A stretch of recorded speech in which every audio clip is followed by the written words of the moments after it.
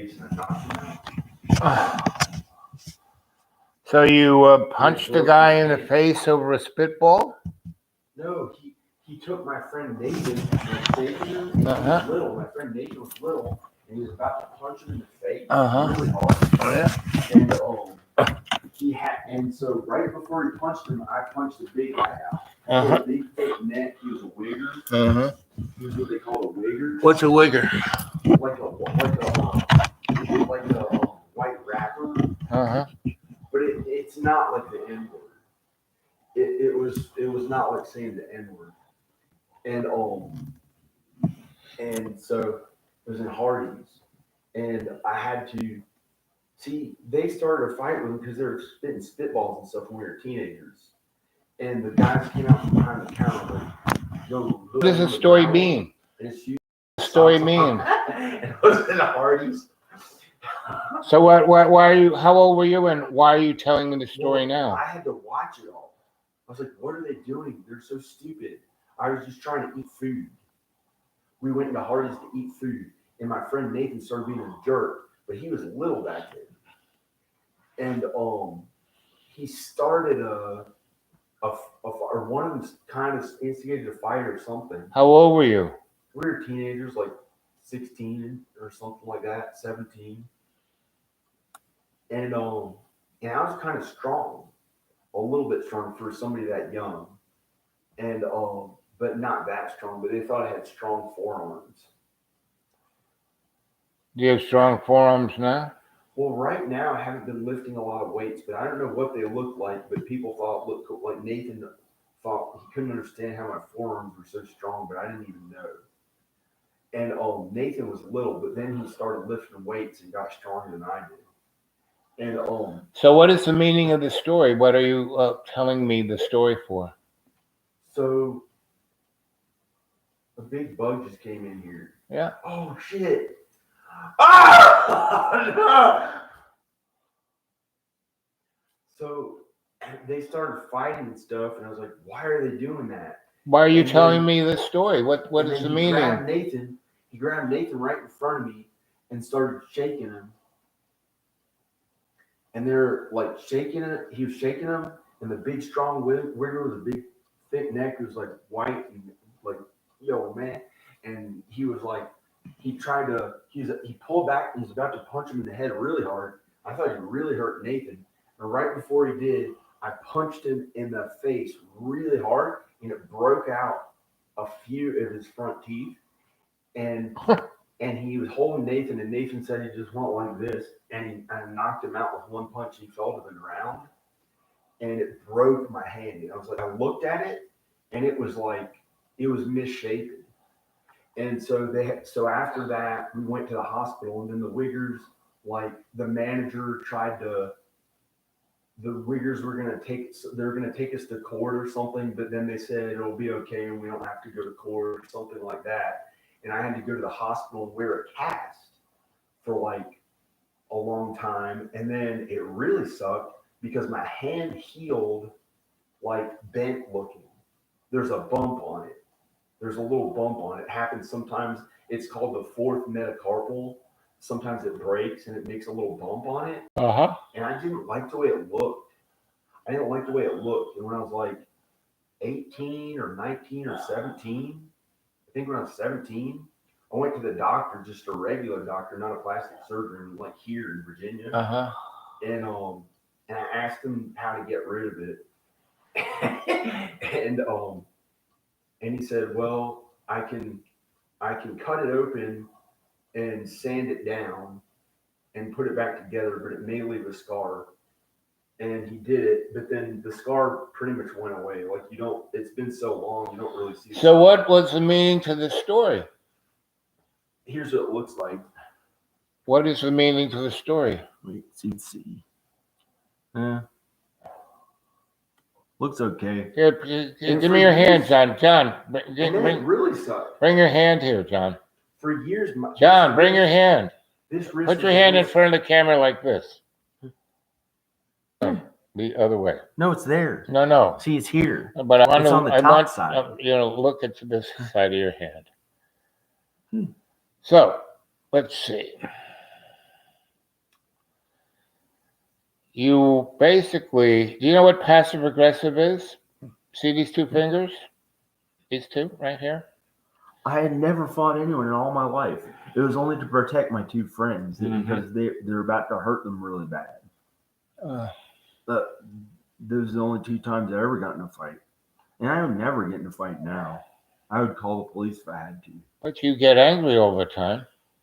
I don't do any of that in real You life. scream and yell And I all don't the even time. I usually don't think bad things, but the past You do that few all the weeks- time, John. You can't help but talk about how this person is attacking you or this person's No. hurting you. what Or does you- this mean?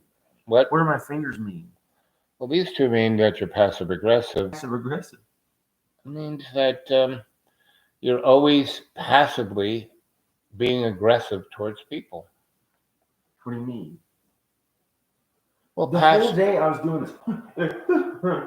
Yeah. Do it. You're right. Yeah. I was doing that the whole day that is a because I had to work on my house constantly. And this plumber, meet up with a plumber after I did all these different things and work on the house, and couldn't keep thinking about it anymore. oh. Why did that? What did you? I mean, I left here. I made us breakfast. I left here about 10 o'clock. Where's he? So, what did you do all day I mean, this is your house. It's a beautiful house. And what's the problem about working on it? Well, you had to do different stuff too. It just made me nervous at the time, and now it went away. Well, what were you nervous about?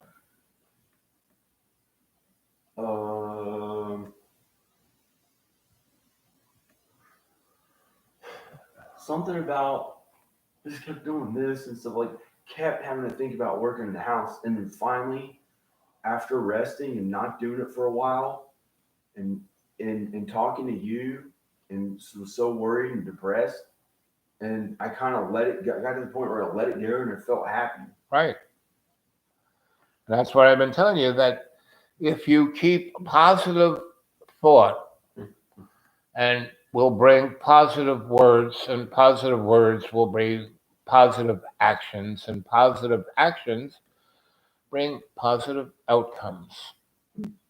Whereas negative thoughts bring negative words, which bring negative actions, which bring negative outcomes. Today I, spent the day being prodded and poked and needles stuck in me and put in That's terrible. machines, and they measured. So I have all these illnesses, but I am the poster child of my endocrinologist says I am the healthiest dead guy he knows, meaning I don't let my illnesses get the better of me, and I don't worry about them. I don't complain about them. This place looks really good now. Yeah. I've got some good pictures of it during the day. It looks really good. Right. And all it took was just a little neatening up. But you're okay because that thing that was a normal thing you already had. It's a disease. I have a lot of diabetes is not a normal. Well, in America it's a normal thing. All things that you kind of get when you're old, and you can either let them get over on you, or you use a positive point of reference to not let it get you down, and that's where I'm at. Let's see. I don't have my glasses, so I can't see what you're saying, so talk amongst yourselves. It's good to see you all. Good morning, good evening, good afternoon, and welcome to Dreamy Dreamland.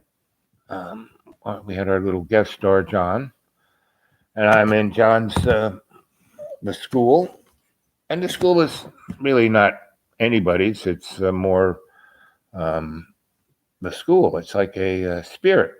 This is a holy place of the Cherokee, and the hill that the school is on.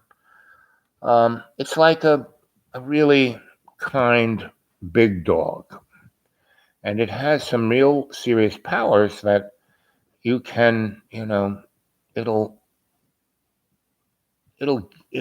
it's not like a genie that you rub the lantern, but it will do its best to manifest what you want in your life. Now, most people come here and can't relate or understand the natural dynamic of the hill.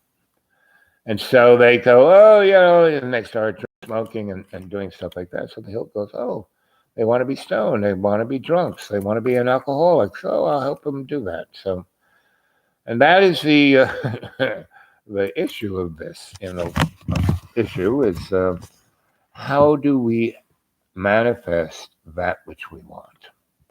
And here we are, we're seeing, 2020, right? That was a quite wild year, and we had 4 years of Donald Trump, and before that we had 4 years of, good old Obama. And if you kind of understand that there was no real difference between Obama and Donnie and Jojo, and we can't expect someone else to like save the day or make our life better. We have to do that ourselves, we have to find meaning, and meaning comes from the dynamic of creation is about. That is what the universe is, and we'll read the Old Testament about Adam and Eve eating the fruit of, good and evil, of the knowledge of good and evil. And really, so what was that bad? What was that? And what was that it enabled Adam and Eve to have like a free will, other than all the rest of our ancestors, all of our relations, everything feathered and skinned and scaled and furred, all our relations, from biologic to, Skin and scales of an Illuminati reptilian bird, because I'm an owl.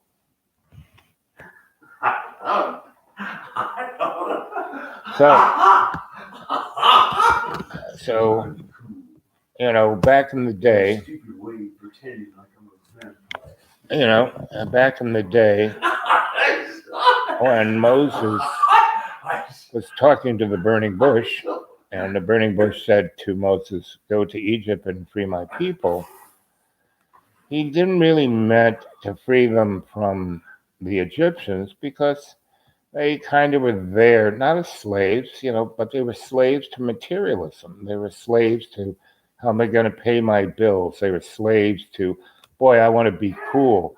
I want to be an A-lister, I want to be famous, And so they were slaves to their ego, right? And that is the real problem of the human experience, is that we are this bag of water. We are not our bodies, right? And our soul is like the server, and the spirit. You read, Jesus constantly in the New Testament talks about the spirit.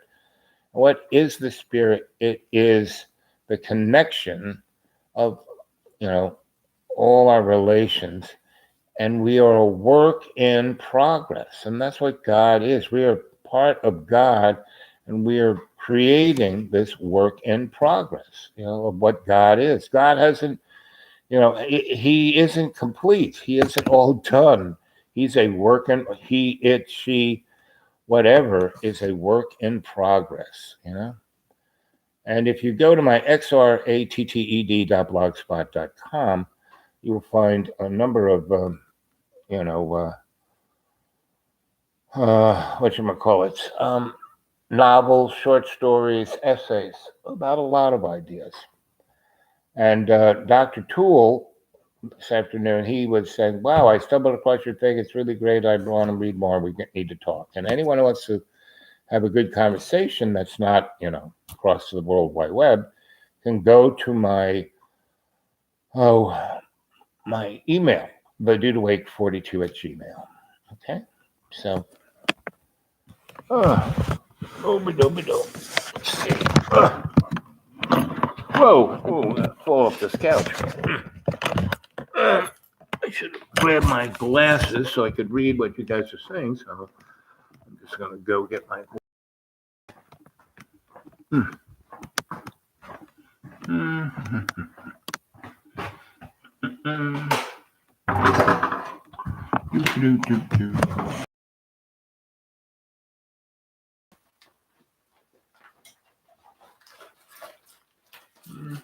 I hope these are reading glasses here. But nope. They're my welding glasses.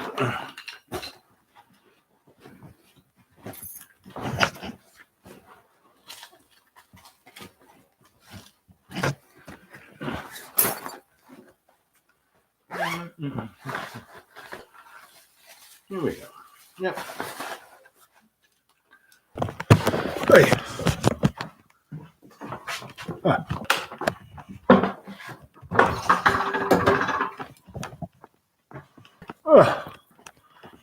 So what are you looking at, John? You looking at the show? I don't know. You don't know. This is fine. This is the first time I've had to take a break. Break from what? In the house ready. Let's see. Jibber Jabber Jones. Hey, fellas. Let's see. Anthony, how you doing, buddy? Now then, lads. Okay. Positive vibes. This is epic to watch. John XD, guy in the background laughing is the social class, perhaps a compared. I did see my mom today. That was kind of a break. Yep. Good to see I like you being guys. Anthony, good to be back out. Yep. I realized when I was with my mom? What was that, John? I realized that she was working this entire time. It was a fear that I had an anxiety to get a job. Kept telling me to get a job. Uh-huh. What's a job, John? And I realized John, what is a job? I've been working. John, what is a job? Full time. What is a job? Something that pays the bills. And what are bills?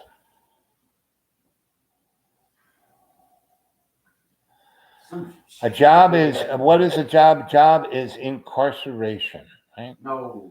And paying your bills is addiction. What we are here to do, we were not put on this planet to be merchants, and there's Shakespeare wrote The Merchant of Venice, and that's what that whole story is. The Bible says all we have to work to pay for is our food.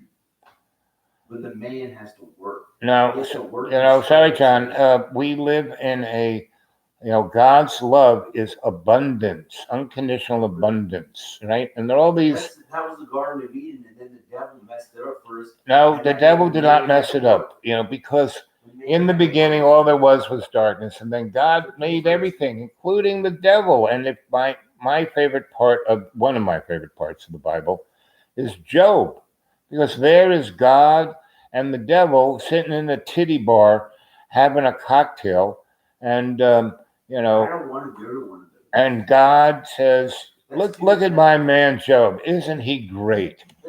And the devil goes, "Well, we give him everything, Takes, he's got more cows, more sheep, more girls, more gold. Anybody else? Of course he loves your ass, Take some of that away. See what happens." So what happened, John, when Job was stricken by God's seeming, meanness? Guess what? Oh. What? I didn't know. I don't know what you're talking about. Well, you say you're all about God and Jesus, and you read the Bible. Job is one of the major. One time I went to one of the biggest titty bars in LA. Did you Like see girls, God girls, and the girls. devil there? Did you see Like God girls, and the girls, devil there? girls. Well, I like girls, girls, girls. One of those ones that Motley Crue sang about. Yeah. It was one of the most famous ones. And see, I was able to do that with my friend Nathan. Like grew up with him in Rowan. So did you get a lap dance? No. Did you let the girl? Yeah. You really? Why, are you gay? You want a guy's No, no. I think I was with Danica or something, but at a titty bar? we just went to no. Danica went to the titty bar with you? No, she didn't go. But it was my friend Nathan who, like, 2 different times I recall, he drove up from Long Beach and we went out to places in LA that were fun that he knew about. Uh-huh. And I'm pretty sure I didn't even get to drink. Was the titty bar fun? It was pretty fun. It was What like, was fun about it? It was like we kind of got to be cool and stuff and go places and different. What was are titty bars misogynist? Well, if the girls want to do it, but I don't know. I don't know. Do you think those girls want to do it, or are they just forced by economic need? There are many women who considered stripping or did stripping or something like that. And well, like I said, were they forced into it because it's kind of sex work, but it's like I don't know. I think that's not really a good way to make money, like showing off your sexy body, like in a sexy way with nudity. I think it's not really upstanding work. But well, is it not upstanding work of the women? if there's a Or what about the guys who go in there? Is it okay for them to ogle the girls and play with their body and give them money? Is that upstanding?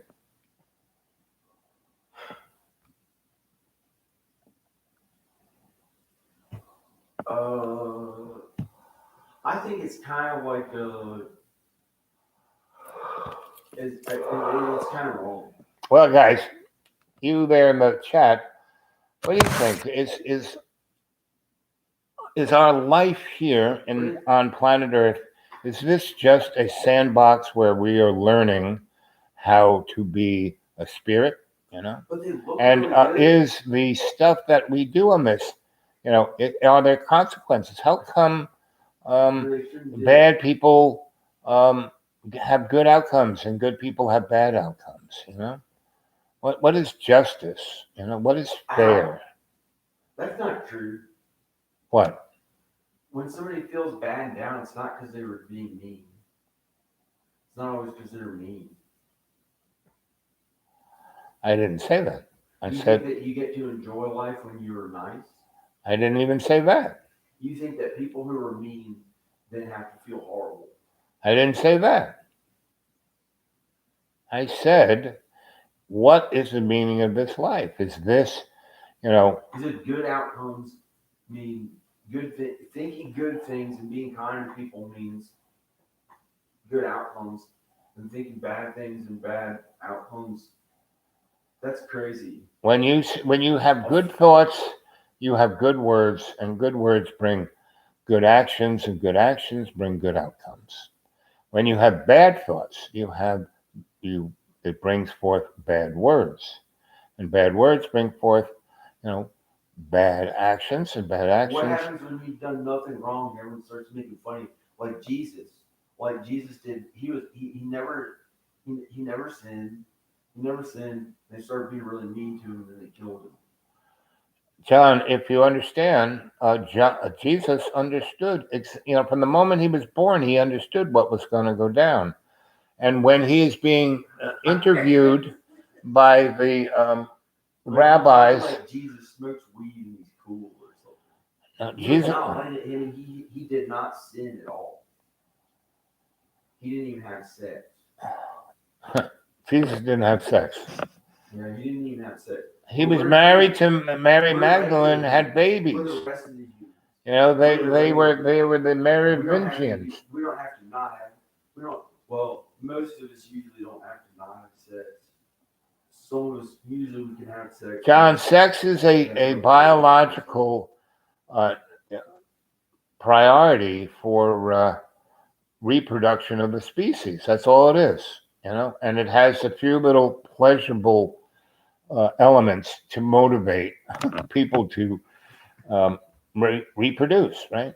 But we are the modality of men's sperm and women's eggs are dropping, and the I would say within 50 years, the birth rate will more, than drop to a place where we cannot continue the species. And That's the worst, man. Woman trying to be sexy, pants drop, smells like a fart of an egg. It smells kind of bad. No, dude. Ain't supposed to do it.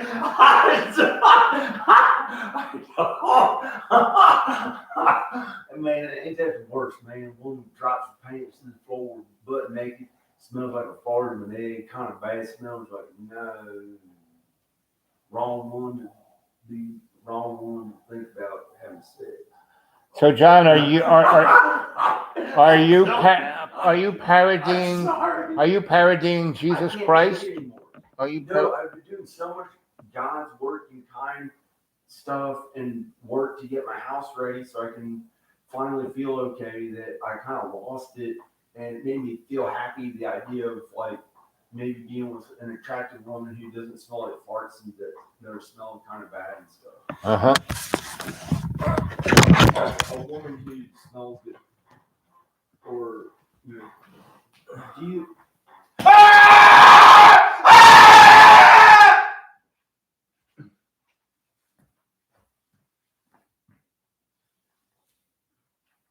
No! Get away from me!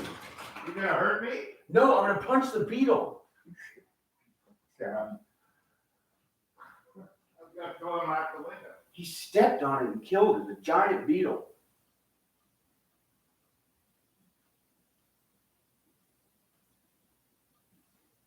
I don't fight people in real life.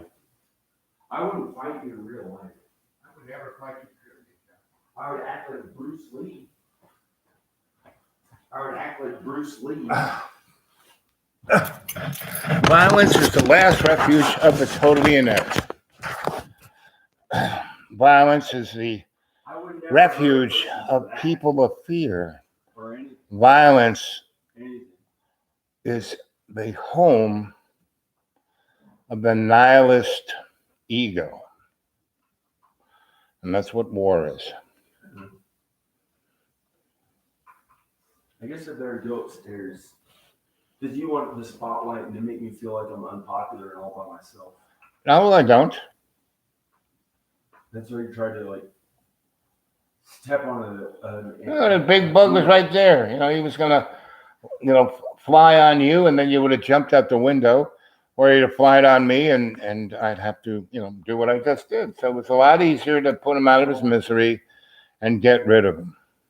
I guess I better go to sleep. Yeah, that might be good.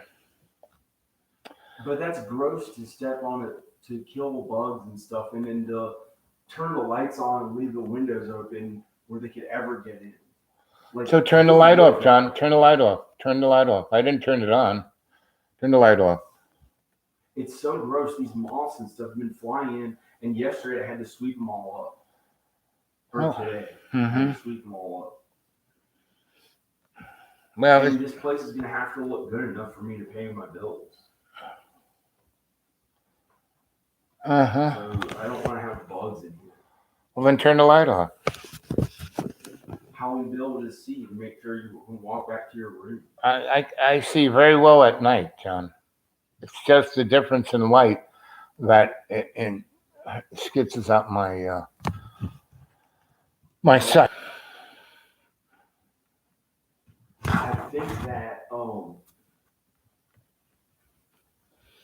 I think that I never got those people that try to put a bug on somebody else.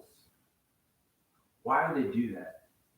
Anyway, I think the bugs aren't going to come in through this window. I better go and be by myself because you want to act like a cool fan. Just turn out the light, John. You want to act like a cool fan. Can you turn the light out for me? Social life. Oh, it's so gross. Why would you smash a bug in my house? Can you just turn the light out, John? It's so gross. It's right under the light. It's not right under the light. Okay, go act like a cool, famous person like you're famous. Make me feel like I have no friends or anyone for years by myself. Anyway.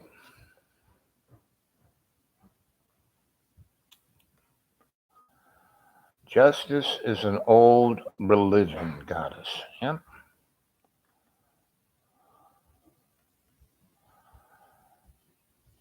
So, John, like I said, is the canary in the coal mine, right? So, I did that just to precipitate the conversation of where we're going, misogyny, oligarchy, and that we're heading into what my good friend, what's his name? The guy, True Knowledge is his YouTube thing. And he is, what's his name? He is a computer programmer that works for people like Bechtel and for DARPA, doing Cliff Hyde is his name.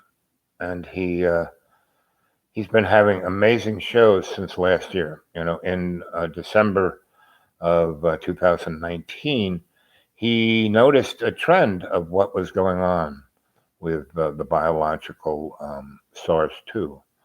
And he started, he's really good. I'm pretty good at looking at trends, but man, he was right on. And it's because he has a lot of experience in modeling these things. And so he saw what was happening, and he looked at the trends, especially at Wuhan, that there was the week or two, a few weeks before it kind of came out that this virus was in Hunan in China.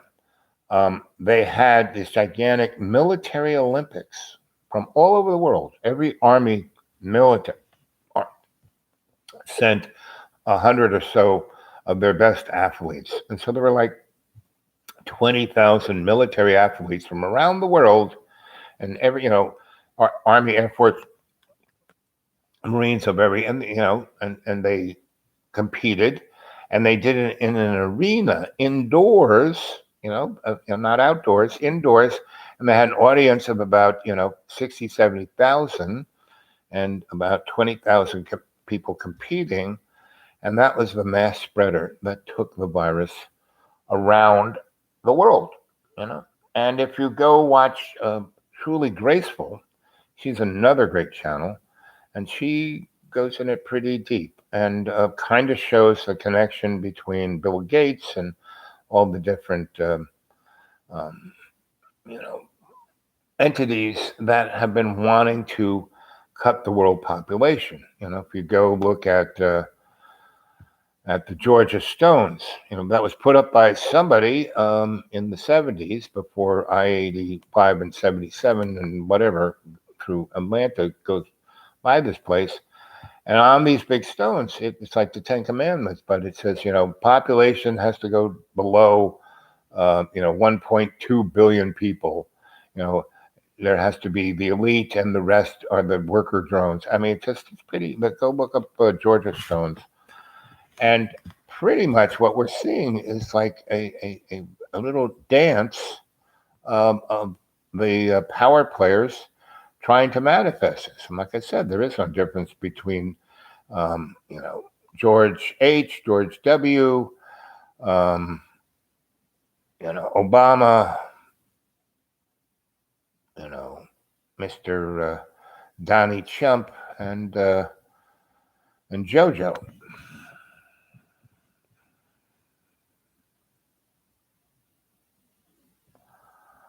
Let's see, is everyone okay?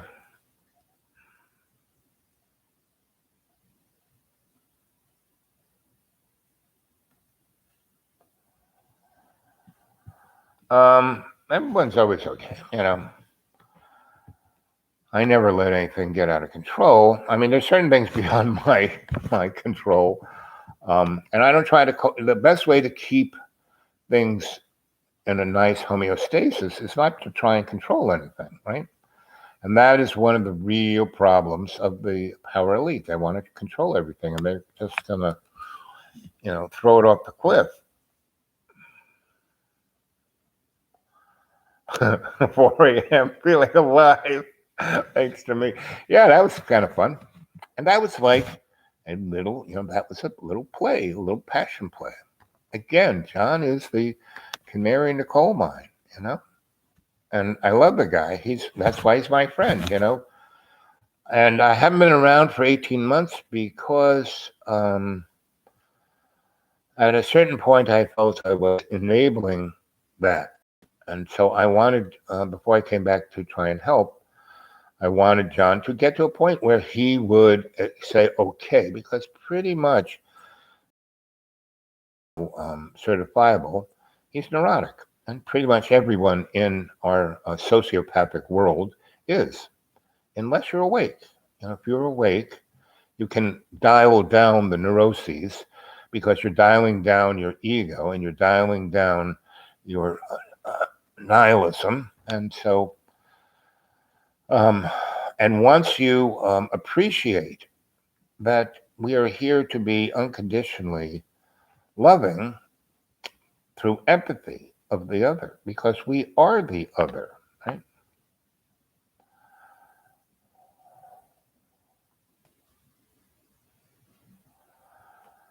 And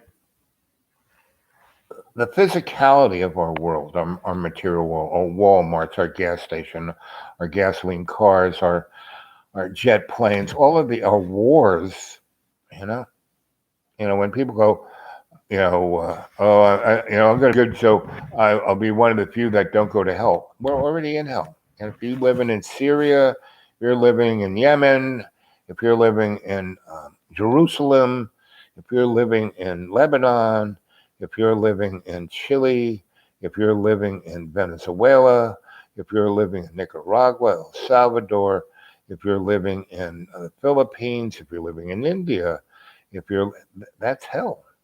What's going on is hell. And it's manufactured because there are entities that, suck on that suffering like, sugar candy and keeps them alive. And so it's what do you want to choose to do?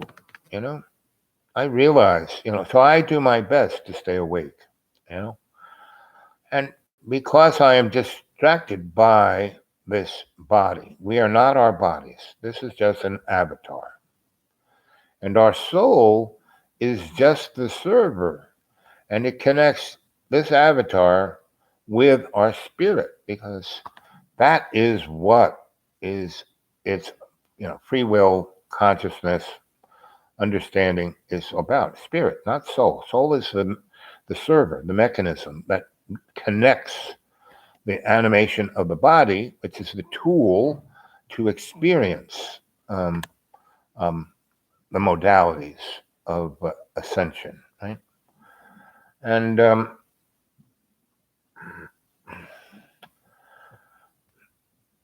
so we're here to assist and help everyone, all our relations, to ascend, because we all got to get on the bus and go home together. No one can be left behind, And so that's why it's irrelevant and subjective to talk about good and evil, right?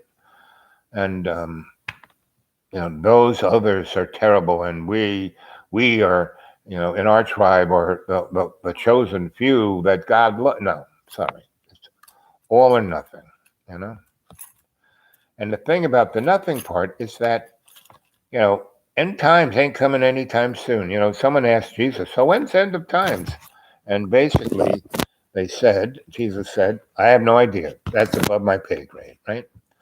And when the burning bush was talking to Noah, Noah was, not Noah, excuse me, Moses. Moses, the burning bush said, go to Egypt and free my people, and what the burning bush was talking about was not so much taking the Hebrew nation out of Egypt, out of their slavery, because they were brought They came there themselves. It's not like the Africans that were captured by white folk from New England and brought into the United States. No, it was about um, the Hebrew nation went into Egypt looking for a job, looking for some bling, looking for success, looking to assuage the needs of their ego, and that's what the burning bush wanted Moses to do. At first, he had to do it for himself. He had to get over his own ego, right? And so, and it took him, he had to stay out in the desert for many days and nights, and then he had to hang with his wife, and he didn't go into Egypt until he was, past his midlife crisis. He's in his 60s or 50s, and he basically tried to free the his fellows in the Hebrew nation from their ego, separate them out of the material of the Egyptian Empire, and that's kind of the Egyptian Empire was massively serving materialism, especially through the occult and the esoteric, and because they were the last refuges of the Atlanteans and other evolved and superior technological societies. I mean, we think we are it, we are at the top of the heap, and we're not, So, anyway, back in Moses' day, if you knew someone's name, you understood who they were. That's it referenced character traits.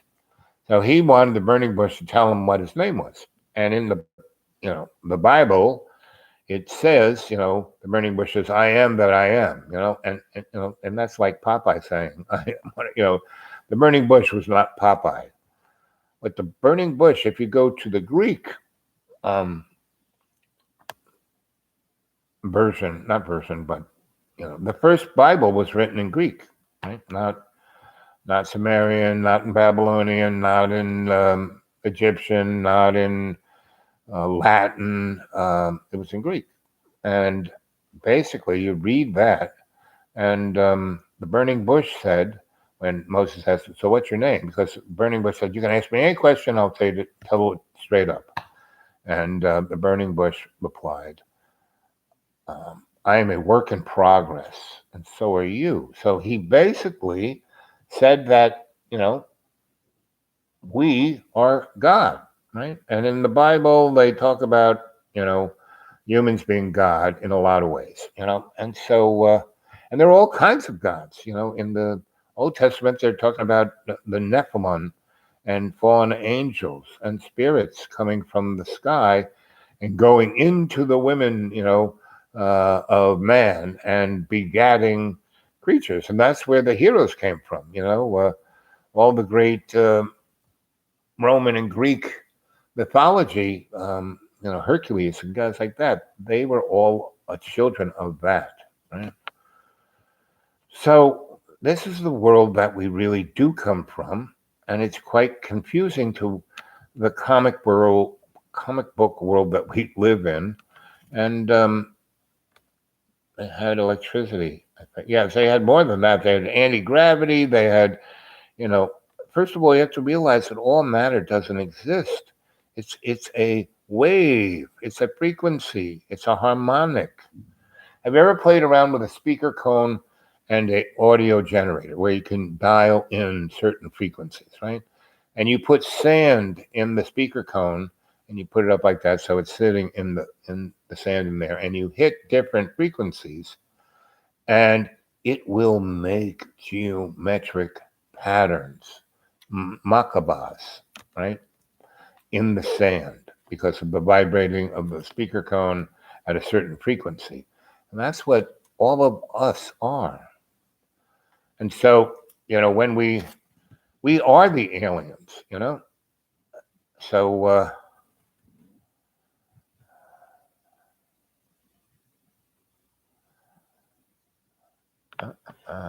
I wonder what has been abducted before. Well, abducted, it's more or less visited. Abducted means they take you away without your consent, right? And so nothing's ever been done to me without I mean, that's not true. Things have been done to me without my consent. When Sister Holy Roller Skate nearly murdered me by, beating the crap, crushing my esophagus and breaking my jaw and breaking my left orbit when I was in first grade, when I was 7 years old. That was, I didn't volunteer for that. But I kind of did because I really pissed the nun off by it was in the 50s in the Cold War, and we were having, the air raid drills. And we were just down the street from the Empire State Building, a big glass wall, right? And you can see the Empire State Building is right up there, right? And once a week, the bell would go off, and we, if it was air raid drill, we would get under our desks and say the rosary, right? Now, I say the rosary all the time, and I didn't need to get under my desk to say the rosary. And because it's a meditative prayer, and put me in a state. And Madame Kluver showed me that, right? She was Billy Kluver's cousin, one of my mentors, who got the Nobel Prize for discovering background radiation of space, right? And he also brought modern art to America. Billy Kluver curated the first modern art show. It was called the Armory Show that he did at the Armory on 50-something Street that now is MoMA, Museum of Modern Art. So Billy's a pretty amazing guy, artist, technocrat, and physicist, and philosopher, right? And so those were the people that were my mentors when I was a youngster, before I went to school, And so I understood all that. When I was 6, my dad took me out to Nevada to watch a above ground nuclear test. So I kind of understood at an early age what nuclear weapons could do. And so I was sitting at my desk, and the nurse screamed at, "Get under your table, say the rosary." And so I'm saying the rosary. "Get under your desk." I said, "Sister, look, out that window, what do you see? Empire State Building. What is the Empire State Building but the reference point of capitalism to the communists?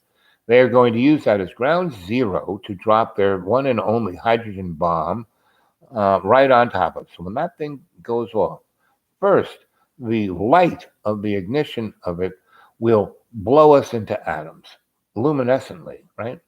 Then the shock wave will come through that and break that glass window and turn into flying razor blades at the speed of sound and will cut us up into bologna. And then the heat of the explosion will turn us into burning, hunking funk of and that's when she picked me up by my throat, because I was only about 4'7", weighing about 80, not even 60, 50 pounds, and put me against a cinder block wall and just and I couldn't breathe because she was crushing my esophagus, and that first punch knocked me out, so I didn't feel anything, right? And then she kept hitting me, and then within a few seconds of that, a garbage truck hit the back wall of that wall that held that gigantic glass window, and it shattered the glass window, and it fell to the ground in a tremendous amount of noise. And the people who were overseeing the nuclear, get under your desk drill, came in to see what the crash was and saw this big, burly Nazi milk maiden of fear, trying to kill me. And they pulled her off of me, and I ended up in a hospital, and I couldn't speak for a number of years, and then I stuttered a great deal, and I can't see out of this eye too well. But when my sight came back, I see different frequencies of light with this eye. And when I concentrate on a certain place, I can see different dimensions. So it was meant to be, just like Jesus getting, nailed to a cross, it was kind of, and I knew I wasn't, I didn't know I was going to die, but I have this little knack at annoying people who have to control, right? Who think they're in charge. Let's see. Where did we leave off reading this stuff? Aliens, right? I wonder if Alice been abducted. Like I said, never been abducted. I just kind of, go to Wendy's and have coffee with them. Extremely dramatic. Yeah, of course I am. I'm an actor. I am a griot, a storyteller. That's, you want me to tell you a boring story? Come on. I think you must have the most interesting life ever. Not ever, but by being awake, you get to choose what you want to do moment to moment. You can navigate your life. Most people don't. They get drawn by the flood of whatever is happening. That's kind of our friend, the canary. I mean, he constantly is, he can never, ever manifest his own will because he is thrown amongst the flotsam and jetsam, a meaningless, chemical and emotional and physical stimuli. Just saw this in my recommended lives. What's up, everyone? Talking to the moon. That's what we're doing, baby. Kids at the bar. Hello, talking. Yep. Doggy to the moon. Yep. Mm-hmm. Hi, kids of and Anthony. There's Amp. Hey. Hi, Moon. Yes, Anthony. Let's see. Wow, I'm inspired to aggravate a crazy nun now. And so I ended up in a hospital. My mouth was wired for a year. My eye was like messed up for many years.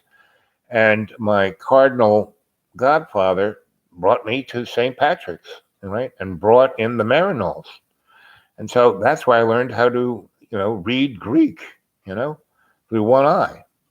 And so this eye is like a microscope laser beam. I see things extraordinarily clearly outside the range of my emotional self, right? This one is on a wavelength of the dynamic of the spirit, not even the soul, the spirit.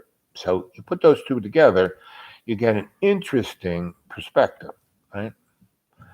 And because I couldn't speak, really speak until I was like 10, because, my mouth was wired from 7 to 9, no, well, maybe 8, about a little less than a year, right? And so, but man, once they took this for a long time, and that ear with my mouth, I didn't even try to talk. I just listened, and I really learned how to listen, active listening, right? And by doing that, I drew attention to really amazing folk, way older than me, real good teachers. I go, well, here's a student I've been looking for, someone who's actually going to listen, And then, because he doesn't speak much, when he does, he asks a really good question. I like this kid. And so, from, up until 32, I had amazing mentors and teachers. And between the ages of 25, between 16 and 32, all of my mentors saw me as this amazing piece of modeling clay that they could form into what they wanted, and that was okay. But I still had this vision thing going on that I really worked on to use as an advantage, rather than go, oh, I need a new pair of glasses, or I can't see, or because I couldn't read the blackboard, right? And I would just get up and go to it like so it was that far away, and then read it that way. And some teachers appreciate it. Okay, he can't see, so he's going up there, even with his glasses, his Coke bottle glasses. He's Okay, so and they would be good teachers, and the ones sit down, don't get in your chair. They'd be like the nun, right? So um, be, when I so I didn't have first grade, second grade, third grade, and at around 10, my parents moved to Long Island. They moved to where Garden City, not Garden City, Glen Cove, Oyster Bay, Old Brookville, neck of the woods. And that's still in Nassau County, not quite Suffolk County, and probably 30 miles away from the Hamptonish neighborhoods that were of the uber rich. But Old Brookville had some really big estates, and it was still like 20-minute drive on 25A into New York. And so they moved there, and I went to this newly formed school system that was truly amazing. They actually tried to teach the kids in an innovative, amazing way, and they had really great teachers. And so fourth, fifth, sixth, seventh, eighth grade, I was in that school system. It was like, and I went to some pretty high spread prep schools, and had some pretty amazing tutoring, by these different mentors who would bring me places that had great teachers. And that public school was amazing. They had really amazing teachers. And the one thing, and we kept having, I had an amazing group of friends. I had 6 male friends and 4 female friends that we were a gang, and the girls, they weren't, was no difference because 3rd, 4th, 5th grade, 6th grade, Kim Romano really looked low Dolce Vita, right? I mean, grown men were like, "Hey, baby," and but she was one of my best friends, and so and Kim Romano, Debbie Soul, and Lisa Stiles, a Jew, a Catholic, and Kim was like a gypsy. This is what she was. I mean, she was from Romania or someplace like that, and she was from really special group of people. They were Orthodox Christians, right? And they were Greek Orthodox. So these guys were the original Christians, way before the Catholics and the Holy Roman Empire or anybody else. So these guys really knew it. And her uncle was a minister, and his wife was a rabbi. I'm the first female rabbi I ever met, right? And they were super, uber, duper Orthodox and liberal at the same time. Liberal intellectually, orthodoxy within the ceremonies of their religion. And they mixed the freaking two together. So I had this unbelievable smorgasbord of stuff. And I listened more than I spoke. You're saying, how is that? All you do is talk. Well, I'm just making up for lost time.